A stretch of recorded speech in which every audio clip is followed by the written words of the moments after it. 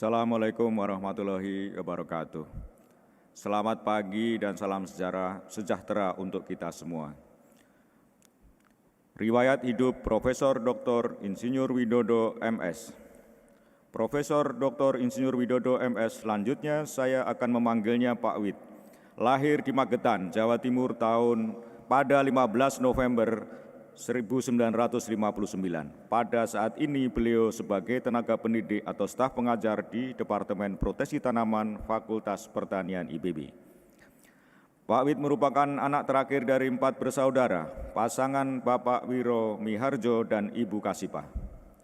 Pak Wid bertemu dengan pujaan hatinya, Siti Rohayah, dan menikah pada tahun 1987.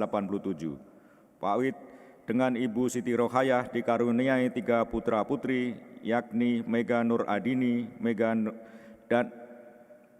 Mega Nur Adini dan Kartika Nur Amalia. Kehadiran seorang cucu menambah kebahagiaan keluarga besar Pak Widodo saat ini. Pak Wid menamatkan sekolah dasar di SD Negeri Magetan pada tahun 1972, SMP Negeri Magetan tahun 1975 dan menyelesaikan SMA di SMA Negeri Magetan tahun 1979.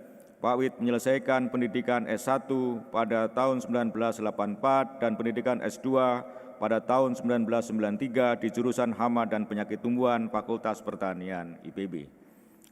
Pendidikan S3 ditamatkan pada tahun 2000 dan memperoleh gelar doktor dari Hokkaido University, Jepang dalam bidang Bioresources and Product Science Phytopathology. Sejak tahun 1985, Pak Wid tercatat sebagai staf pengajar di jurusan Hama dan Penyakit Tumbuhan Fakultas Pertanian IPB.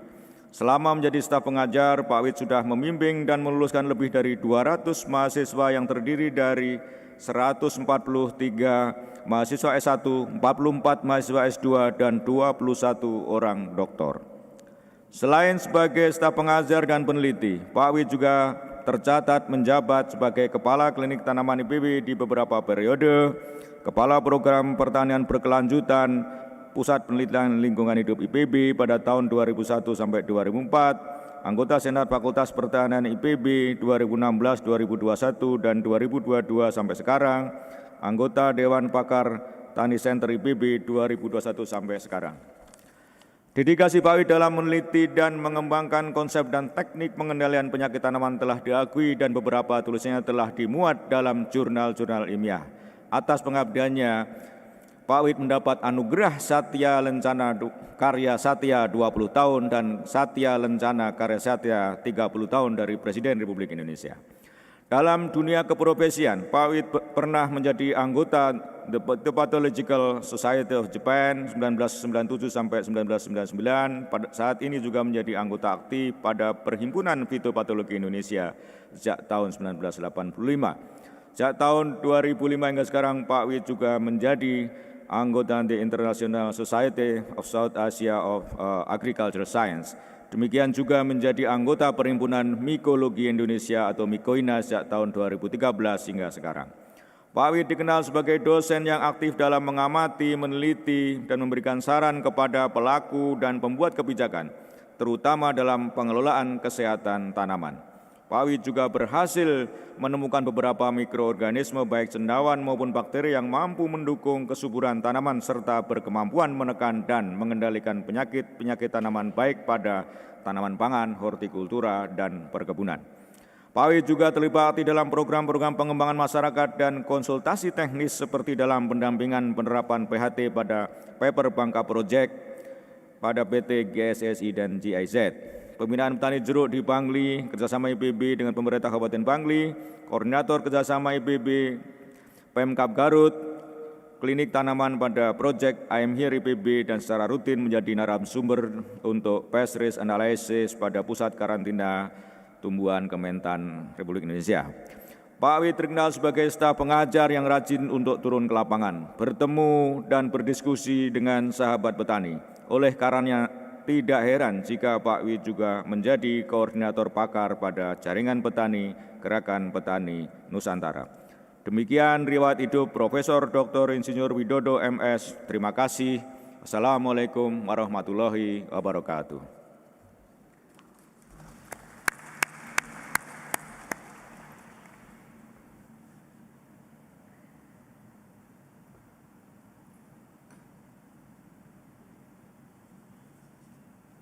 Yang amat mempelajar, Profesor Dr. Insinyur Widodo Magister Sains, saya persilakan untuk menyampaikan orasi ilmiah.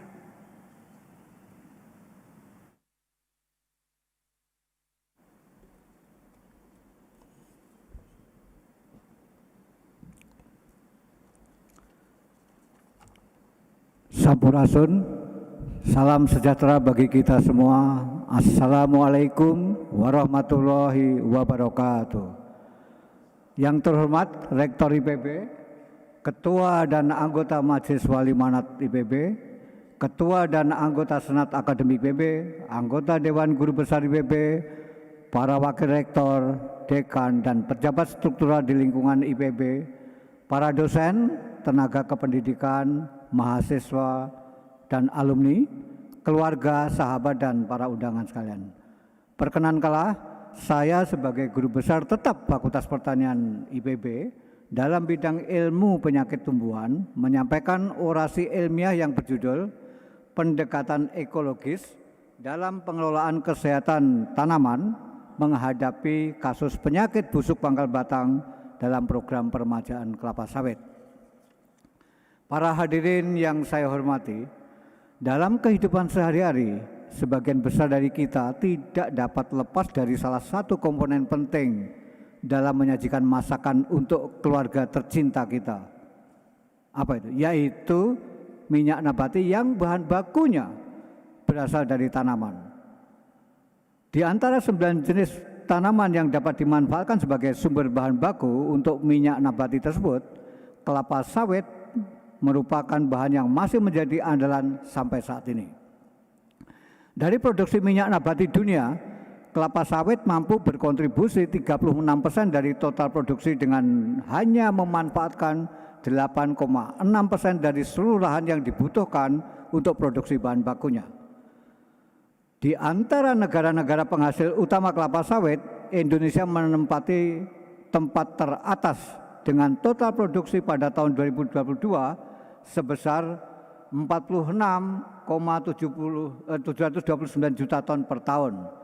Namun demikian, dari sisi produktivitas, kedudukan Indonesia masih di bawah Malaysia. Berdasarkan data yang dikumpulkan oleh FAO, sejak tahun 2017 produktivitas kelapa sawit dari 4 negara penghasil utama tersebut mengalami penurunan. Untuk Indonesia sendiri, kecenderungannya menurun produktivitasnya itu sudah terlihat sejak tahun 2005, yaitu dari 20,05 ton per hektar menjadi 17,11 ton per hektar pada tahun 2020 per tahun. Produktivitas tanaman kelapa sawit di Indonesia seharusnya dapat mencapai sekitar 40 ton per hektar per tahun. Namun faktanya saat ini hanya 19,5 ton per hektar per tahun untuk perusahaan besar dan 15,3 ton per hektar per tahun untuk perkebunan sawit rakyat.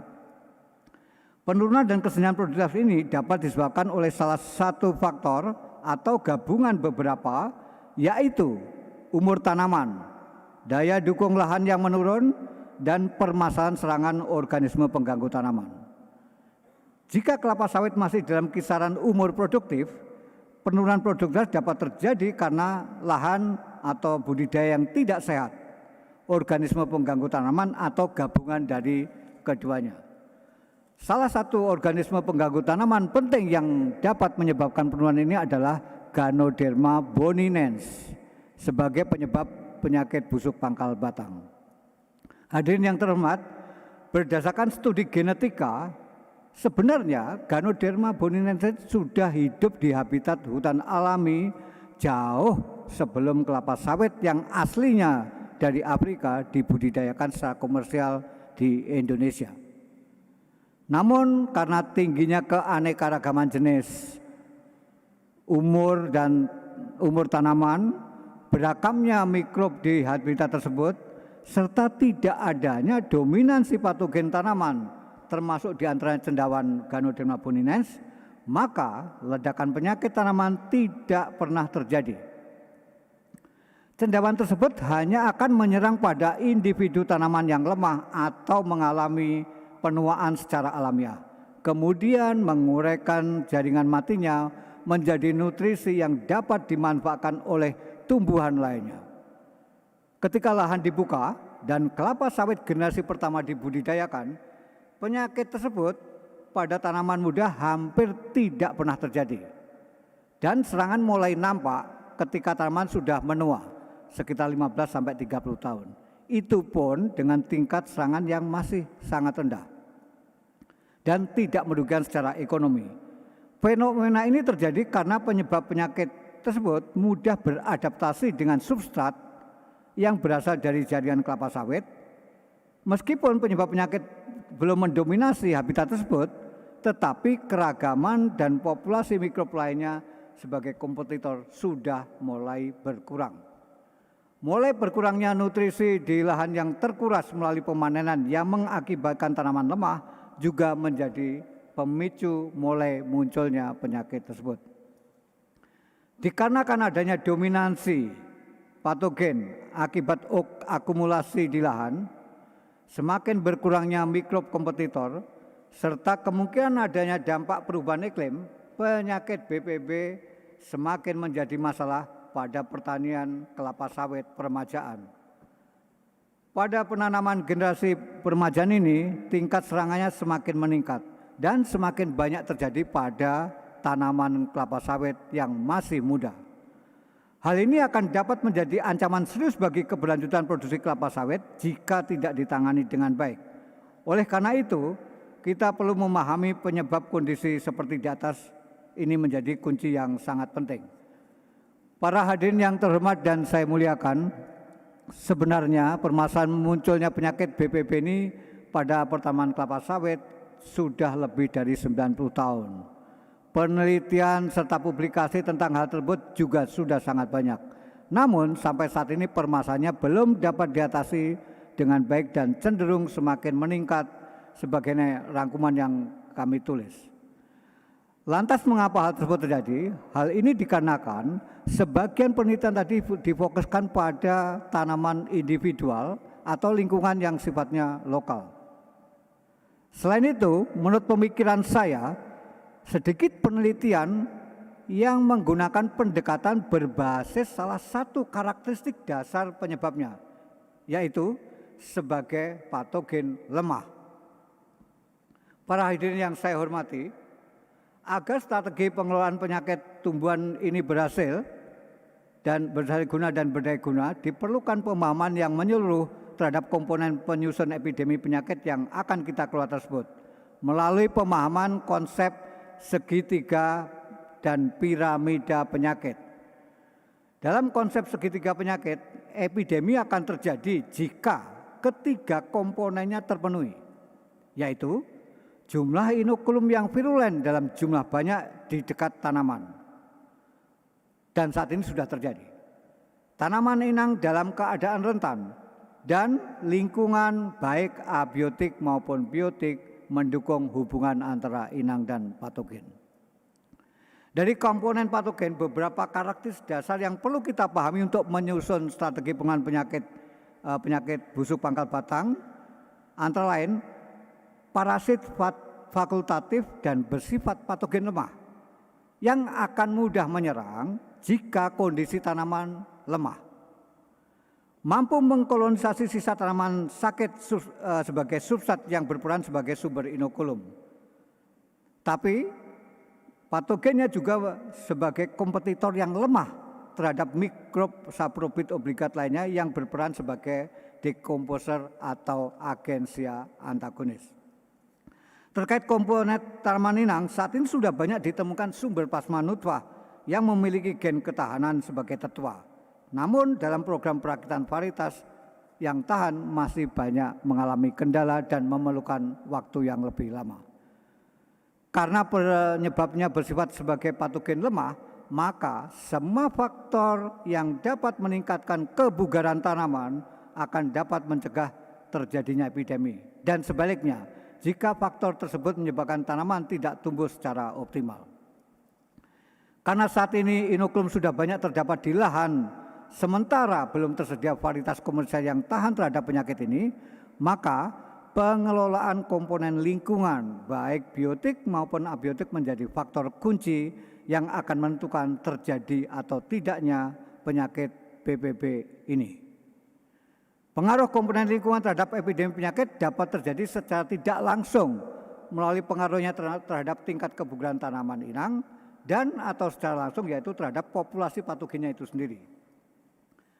Komponen abiotik yang memicu secara tidak langsung terhadap epidemi penyakit busuk pangkal batang adalah kekurangan atau kelebihan air, lahan yang berpasir, kekurangan unsur kalium, seng, mangan, kalsium, tembaga, dan silikat. Sedangkan jika yang dapat mempengaruhi secara langsung itu adalah suhu tanah. Kalau suhu tanah bisa mencapai 45 derajat dapat menekan populasinya. Mengingat penyebab penyakit BPD adalah patogen tularna, faktor biotik terutama mikrob bermanfaat yang hidup di dalam tanah memiliki peranan kunci dalam menekan perkembangan penyakit tersebut. Peranan mikroba bermanfaat dalam menekan perkembangan penyakit tumbuhan adalah sebagai berikut. Sebagai pupuk hayati dan penghasil zat pengatur tumbuh yang dapat meningkatkan kebugaran tanaman sehingga lebih tahan dan toleran terhadap patogen penyebab penyakit busuk pangkal batang. Sebagai dekomposer yang mampu bersaing dengan patogen dalam mengkolonisasi sisa tanaman kelapa sawit yang mati dan kemudian penguraiannya akan memberikan sumbangan bagi tersedianya unsur hara bagi tanaman itu sendiri.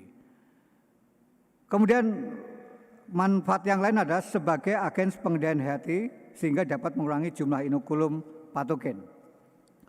Hadirin yang saya hormati, terkait dengan mikrob bermanfaat yang menjadi faktor kunci dalam mencegah epidemi penyakit busuk pangkal batang, dalam kesempatan yang berbahagia ini saya ingin menyampaikan hasil penelitian mahasiswa bimbingan saya yang meneliti peranan mikrob bermanfaat dari tanah dan risosfer karet dalam pengendalian Rigidoporus microporus, penyebab penyakit busuk akar putih pada tanaman karet yang karakteristiknya sama dengan penyebab penyakit busuk pangkal batang pada tanaman kelapa sawit. Berawal dari koleksi, karakterisasi, dan seleksi awal yang dilakukan oleh mahasiswa program S1 Saudari Iyun yang menemukan 5 isolat potensial dari 250 isolat yang dikumpulkan pada tahun 2015. Kemudian kelima isolat tersebut diuji lebih detail dan identifikasi oleh Saudari Widi Amaria, mahasiswa S3 yang baru saja melaksanakan sidang promosinya pada tanggal 2 Februari tahun 2023. Secara ringkas, dalam penelitian tersebut telah teridentifikasi 4 isolat bakteri potensial dengan nama Serratia surfactant faciens dan 1 isolat bernama Brucella intermedia. Strain-strain bakteri yang diteliti tersebut memiliki kemampuan sebagai berikut, yaitu menghasilkan enzim lisis, kitinase dan glukanase yang dapat mendegradasi dinding sel patogen, termasuk Ganoderma. Menghasilkan enzim selulase yang berperan dalam menguraikan bagian dari sisa-sisa tanaman kayu termasuk kelapa sawit supaya bisa berkompetisi dengan Ganoderma. Menghasilkan senyawa organik terdifusi yang dapat berperan sebagai anti cendawan. Kemudian yang sangat penting, bakteri tersebut menghasilkan senyawa organik volatile yang dapat mematikan patogen yang tumbuh pada substrat alami di dalam tanah. Dari karakteristik yang dihasilkan tadi diharapkan dapat digunakan sebagai biofumigan untuk mengurangi inokulum penyebab penyakit BPB pada kelapa sawit. Senyawa volatil ini juga sudah dianalisis senyawanya dan diidentifikasi dengan gas kromatografi mass spectrometry GCMS dan beberapa senyawa diantaranya bersifat sebagai anti cendawan. Kemudian bakteri tersebut juga mampu menambat nitrogen, melarutkan kalium dan fosfat serta menghasilkan beberapa zat tumbuh. Dan dari penelitiannya mampu menghambat perkembangan penyakit pada pembibitan dengan tingkat efikasi lebih dari 80%. Sementara itu, dalam konsep piramida penyakit, komponen keempat yaitu manusia berperan sebagai pengkondisi terjadi atau tidaknya epidemi, baik secara langsung melalui teknik budidaya yang diterapkan dan pemencaran dari satu lokasi ke lokasi lain, maupun secara tidak langsung, yaitu melalui kebijakan yang diambil dan tata kelola yang diterapkan. Hadirin yang berbahagia dan saya hormati, berdasarkan fakta, pemikiran, dan pemahaman saya terhadap karakteristik mendasar dari penyebab penyakit busuk pangkal batang tersebut, yaitu sudah terjadinya akumulasi inokulum patogen di lahan saat ini, menurunnya kebugaran tanaman karena pengurasan nutrisi, penyebabnya sebagai parasit fakultatif dan bersifat patogen lemah. Kemudian mikrob tanah yang bermanfaat yang memegang peran kunci dalam menekan perkembangan penyakit busuk pangkal batang ini. Dalam orasi ini saya ingin menyumbangkan pemikiran tentang pengelolaan penyakit BPB tersebut pada tanaman kelapa sawit peremajaan melalui pendekatan ekologis dengan mengedepankan tindakan preemptif, diikuti dengan pemantauan secara rutin dan tindakan responsif sedini mungkin untuk mencegah berkembangnya penyakit tersebut. Beberapa tindakan preemptif yang dapat dilakukan adalah mengurangi jumlah inokulum awal di lahan dengan memanfaatkan mikrob antagonis yang mampu mendegradasi dinding sel patogen, berkompetisi dengan patogen dalam memanfaatkan substrat tumbuh dan menghasilkan senyawa volatil yang berfungsi sebagai biofumigan. Menghindar dari patogen. Sebelum melakukan peremajaan diperlukan pemetaan terlebih dahulu titik-titik serangan, agar dapat dilakukan tindakan karantina lokal dan dijadikan lokasi prioritas pemantauan. Memaksimalkan mikrob bermanfaat lokal dengan membudidayakan tanaman sela atau tanaman penutup tanah. Kemudian meningkatkan kebugaran tanaman melalui program pengembalian tandan kosong yang cukup, pemupukan yang cukup dan berimbang, serta pemanfaatan mikrob sebagai pupuk hayati. Pemantauan dan tindakan responsif secara rutin terhadap tanaman yang sudah menunjukkan gejala maupun yang belum, terutama pada titik-titik serangan dan sekitarnya pada periode penanaman sebelumnya. Untuk tanaman yang belum menunjukkan gejala secara visual, dilakukan pengambilan contoh dan kemudian diuji berbasis serologi ataupun molekuler. Pemantauan dalam skala luas terutama terhadap tanaman yang menunjukkan gejala visual dapat dilakukan dengan menggunakan teknologi penginderaan jauh ataupun pemanfaatan drone, mengeradikasi tanaman bergejala berat dan mengisolasi titik serangan. Kemudian mengaplikasikan mikrob bermanfaat dan menambah nutrisi pada individu tanaman bergejala ringan yang berdekatan. Para hadirin yang saya muliakan, di penghujung orasi ini saya ingin menegaskan kembali beberapa hal di bawah ini dengan harapan dapat menjadi perhatian kita semua dalam rangka menjaga keberlanjutan produksi kelapa sawit di Nusantara yang kita cintai ini. Yang pertama, tanaman kelapa sawit peremajaan sangat rentan terhadap serangan BPB karena adanya akumulasi patogen di lahan dan menurunnya kebugaran tanaman yang dipicu oleh faktor kecukupan dan keseimbangan hara di dalam tanah serta dampak perubahan iklim. Penyakit BPB dapat menjadi ancaman serius bagi keberlanjutan produksi kelapa sawit di masa mendatang jika tidak ditangani secara baik. Pengelolaan penyakit BPB dan OPT lainnya sebaiknya tidak diperlakukan sebagai pemadam kebakaran. Keberhasilan pengelolaan penyakit BPB dan organisme pengganggu tanaman lainnya pada tanaman kelapa sawit tidak hanya ditentukan oleh ketersediaan teknologi, tetapi juga memerlukan pengorganisasian dan tata kelola yang baik. Oleh karena itu, keterlibatan berbagai pihak pemangku kepentingan sangat diperlukan dan menentukan. Hadirin semua yang saya hormati dan saya muliakan, dalam kesempatan terakhir ini jabatan akademik yang saya capai saat ini bukanlah semata-mata hasil jerih payah saya sendiri. Namun dalam prosesnya saya memperoleh doa dan dukungan yang sangat berharga dari berbagai pihak. Untuk itu, perkenankan dengan segala kerendahan dan ketulusan hati saya ingin menyampaikan ucapan terima kasih dan penghargaan yang setinggi-tingginya serta sekaligus permohonan maaf jika saya tidak sempat menyebutkannya satu persatu. Ucapan terima kasih saya sampaikan kepada Menteri Pendidikan, Kebudayaan, Riset dan Teknologi Republik Indonesia atas penetapan diri saya sebagai guru besar tetap dalam bidang ilmu penyakit tumbuhan IPB mulai tanggal 29 Juli 2022. Ucapan terima kasih dan penghargaan yang setinggi-tingginya saya sampaikan kepada jajaran kepemimpinan IPB University, Rektor dan Wakil Rektor, Ketua dan Sekretaris Dewan Guru Besar, Ketua dan anggota Komisi C Senat Akademik IPB, Direktorat Sumber Daya Manusia, Dekan dan Wakil Dekan Fakultas Pertanian, Ketua dan anggota Komisi C Senat Akademik Fakultas Pertanian, Ketua dan Sekretaris serta dosen Departemen Proteksi Tanaman, teknisi laboratorium dan tenaga kependidikan Departemen Proteksi Tanaman yang telah menciptakan lingkungan kerja yang nyaman dan penuh dengan semangat kebersamaan.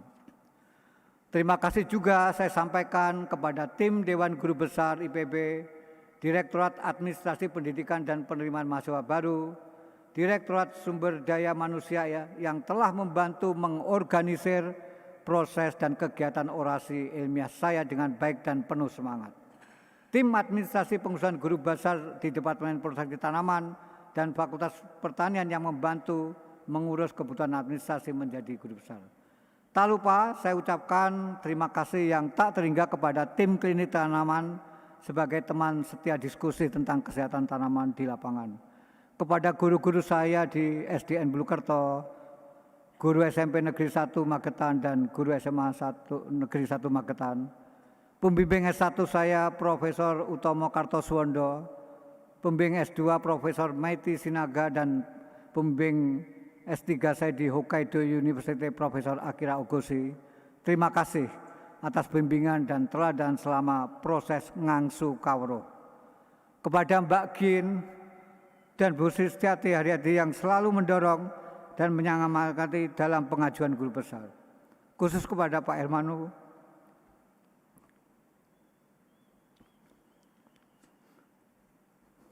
yang telah memberikan kesempatan kepada saya untuk lebih dekat kepada masyarakat dan memberi ilmu tentang kehidupan. Terima kasih sebanyak-banyak. Terima kasih yang tak terhingga kepada kedua orang tua saya, Bapak Wiro Miharjo almarhum dan Ibu Kasipa, kepada kakak-kakak Mas Sapari almarhum, Mas Saparto, Mas Sucito yang telah mengasuh dan memberikan teladan yang luar biasa dalam menghadapi kehidupan. Kepada istri saya, Siti Rokaya, Nanda, Mega Nur Adini, Bayu Ikhlasul Amal dan Kartika Nur Amalia, terima kasih atas segala pengertian, kesabaran dan doanya dalam mendampingi saya untuk berkarya dan menjalankan kewajiban seperti yang diamanatkan oleh negara. Terima kasih yang tak terhingga kepada teman-teman kelompok Bogor, kalau disingkat KEBO, Yayasan Tunas Tani Mandiri, Koalisi Rakyat untuk Kedaulatan Pangan, Tani Center IPB, WIS Indonesia yang telah menjadi sahabat dan kawan berdiskusi baik dalam bidang pertanian maupun wawasan tentang kehidupan. Tak lupa saya ucapkan terima kasih kepada sedulur Gerakan Petani Nusantara yang telah memberi banyak pembelajaran di lapangan sehingga menjadi inspirasi dalam mengemban ilmu pengetahuan. Akhirnya saya menyampaikan ucapan terima kasih dan penghargaan setinggi-tingginya kepada hadirin semua yang telah mengikuti kegiatan orasi hari ini. Saya menyadari sepenuhnya masih banyak kekurangan dalam naskah maupun penyampaian.